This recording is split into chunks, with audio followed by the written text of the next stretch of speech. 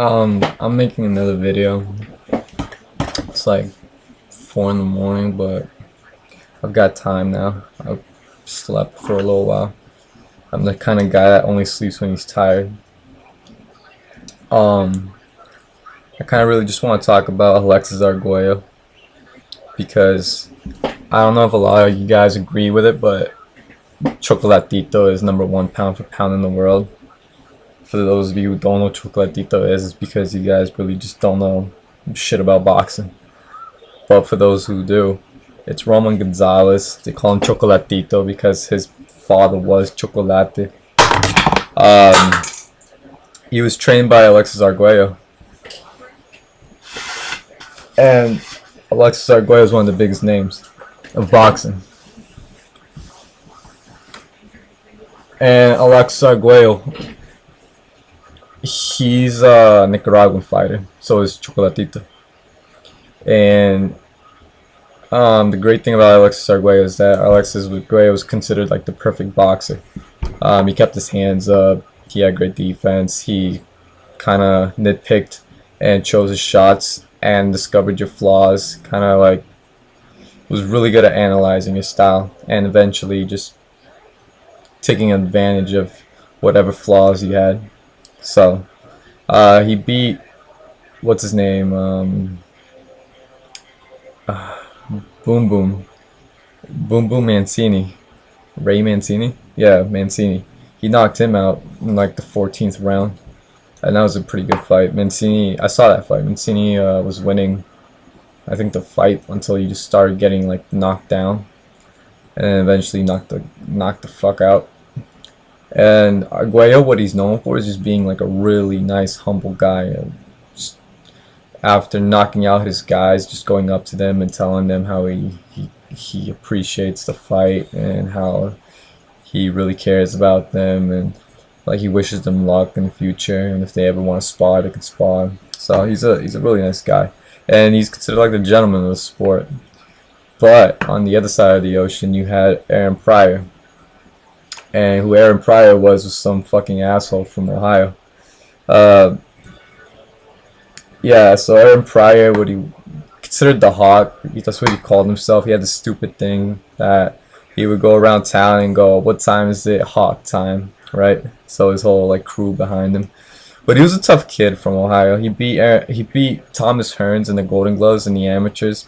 I saw that. That was a pretty good fight. He actually gave him a standing 8 count. People say that Sugar Ray Leonard went up to 140 to avoid having to fight Arron Pryor in the Olympic trials. I don't know, like who does? But I kind of doubt it. I kind of really doubt it. But yeah, Arron Pryor fought Howard Davis in the Olympic trials. Lost controversially, but Howard Davis went on to win the gold medal anyway, and the Al Barker Trophy.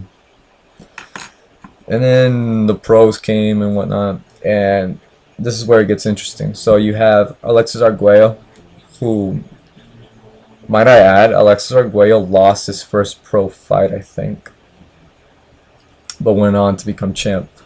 And he became, I think, like the lightweight champ of the world.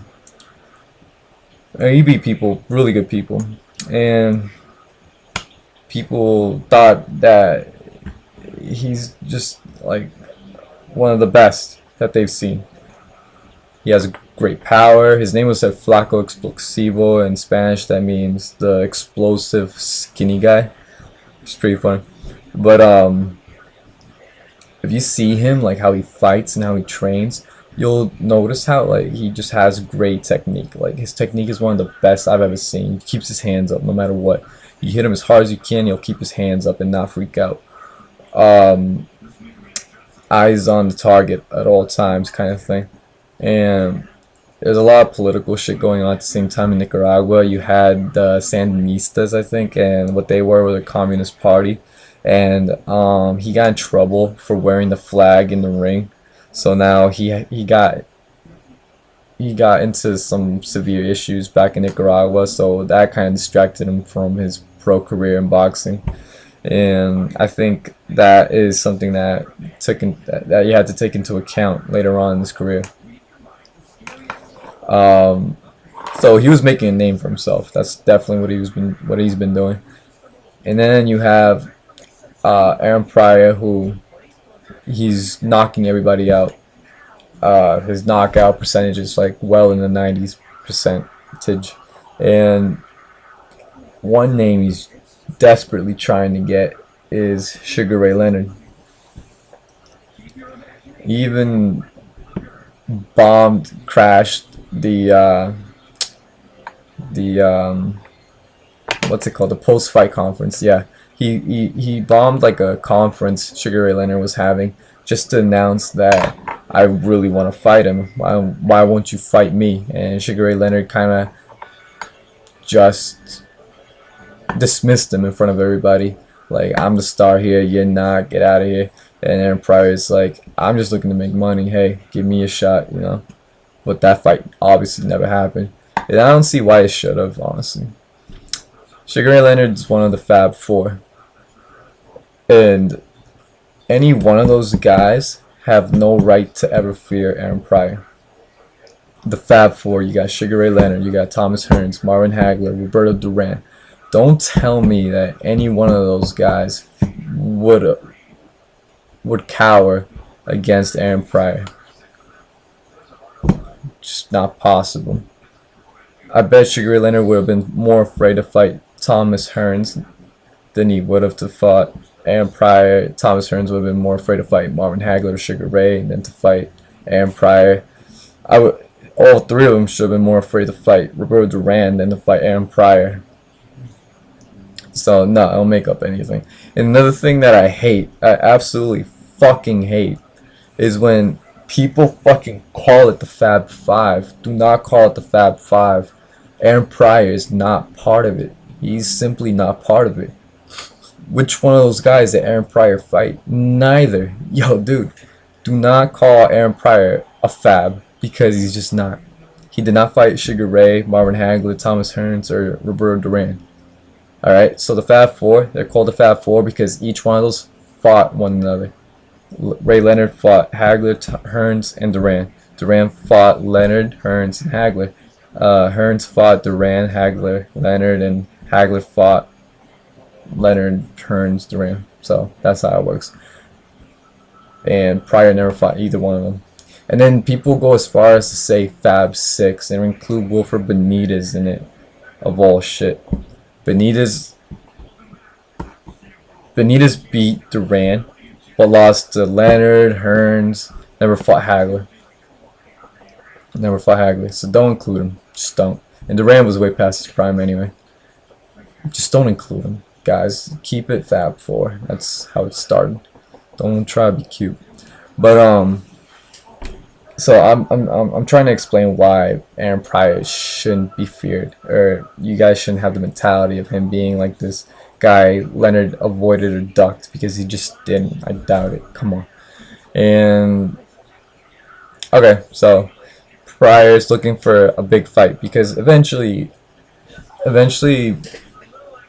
even though you're like making a big name for yourself, beating bombs, you do realize at some point I am gonna have to make some big money, and the only way I can make some big money is by fighting a big name out there.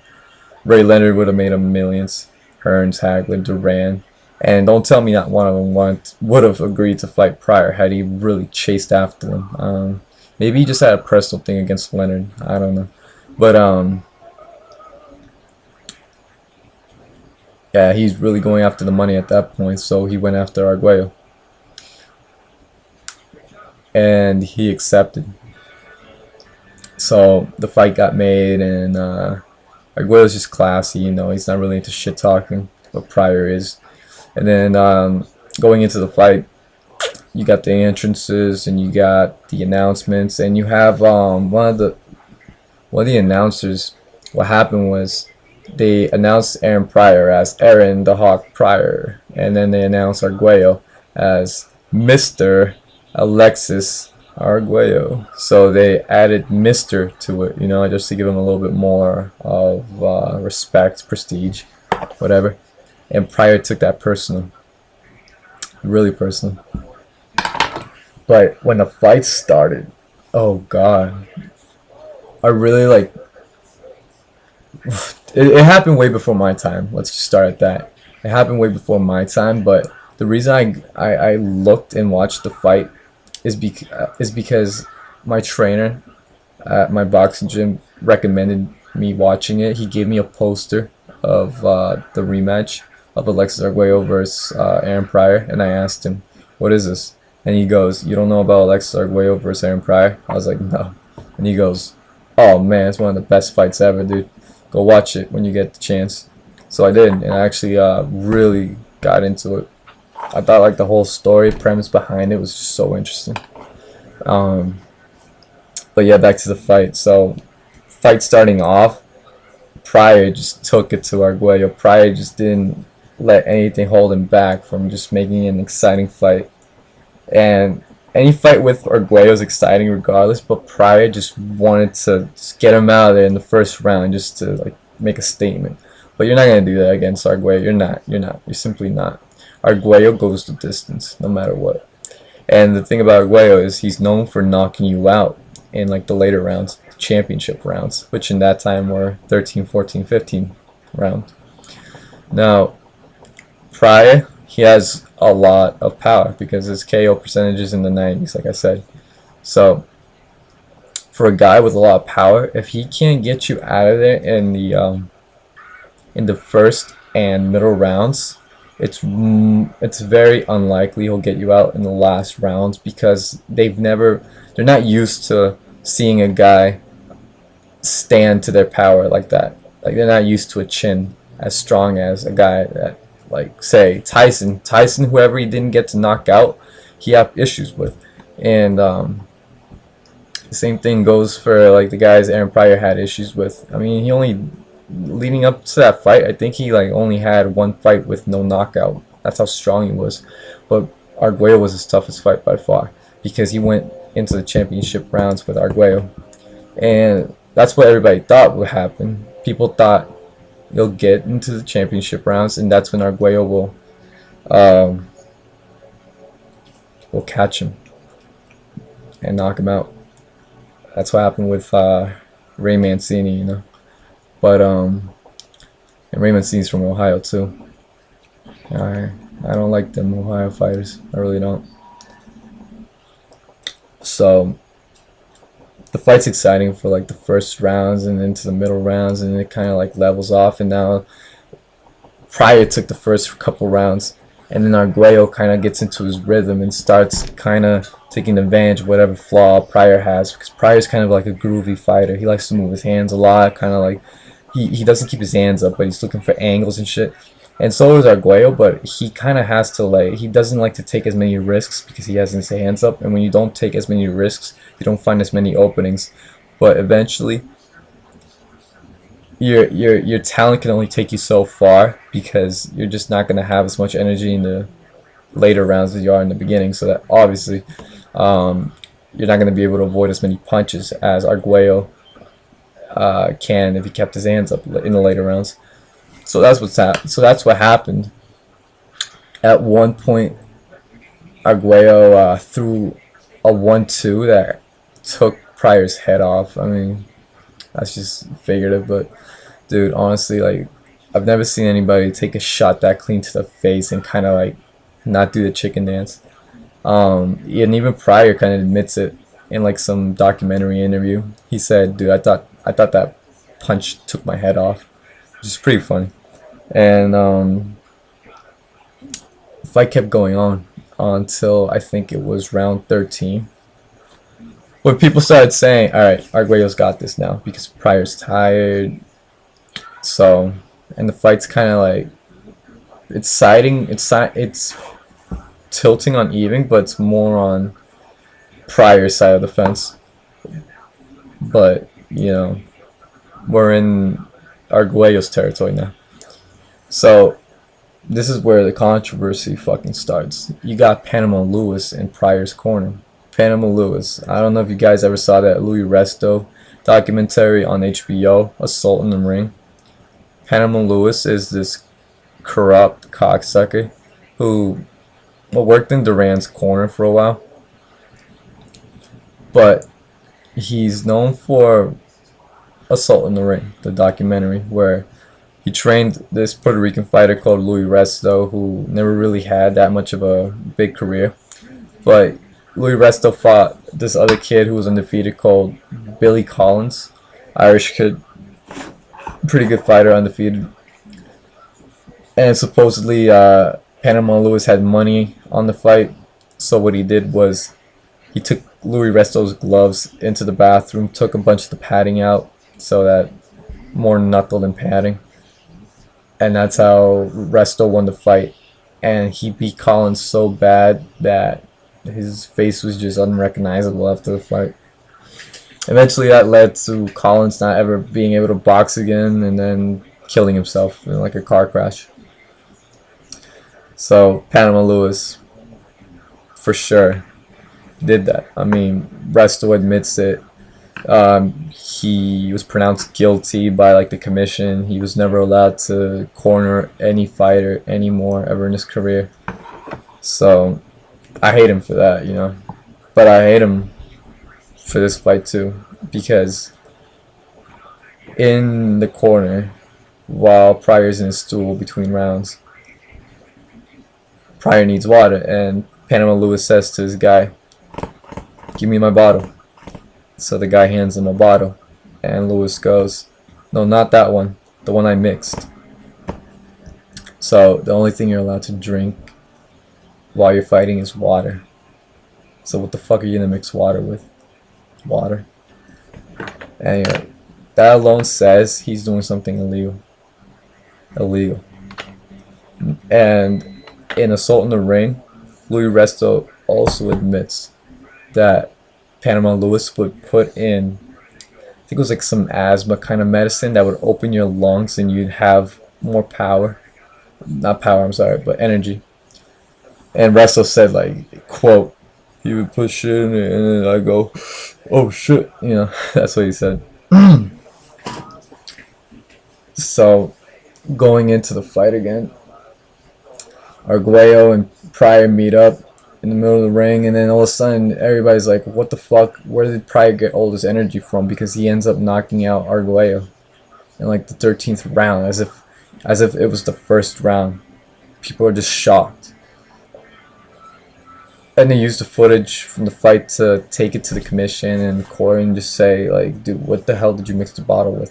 But they didn't do anything to Panama Lewis at all. In fact, they had a rematch, and this time there was no black bottle.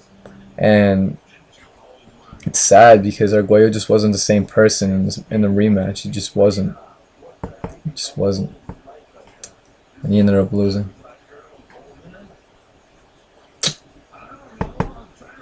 But you just can't deny the fact that the first fight was a fluke. So there will never, in my opinion, be a for certain winner, just because the whole fight was tarnished by the cocksucker Panama Lewis. And I think that dude should never be allowed in a boxing gym ever again. If you look at him right now and see how he dresses and acts still, he acts like a 2-bit hustler. And it's kind of like you don't want to be around anybody like that, and you definitely don't want a guy like him helping you out in your professional career. Kind of like a Don King kind of figure. So eventually Alexis Arguello kind of, they say he killed himself, who knows, but he died, and that's really sad. And his legacy carries on, I guess, with Chocolatito. And now Chocolatito's #1 pound for pound in the world. And even Mayweather fucking admits it. And if Mayweather admits it, I back it up. But thanks, guys, for tuning in. Leave a comment, you know what it is. I'm dying to hear from other people. I'm gonna go to sleep. No, I'm not. I'm just gonna probably just read a book or something. I'm not tired. But take care, everybody. Bye bye. Love you.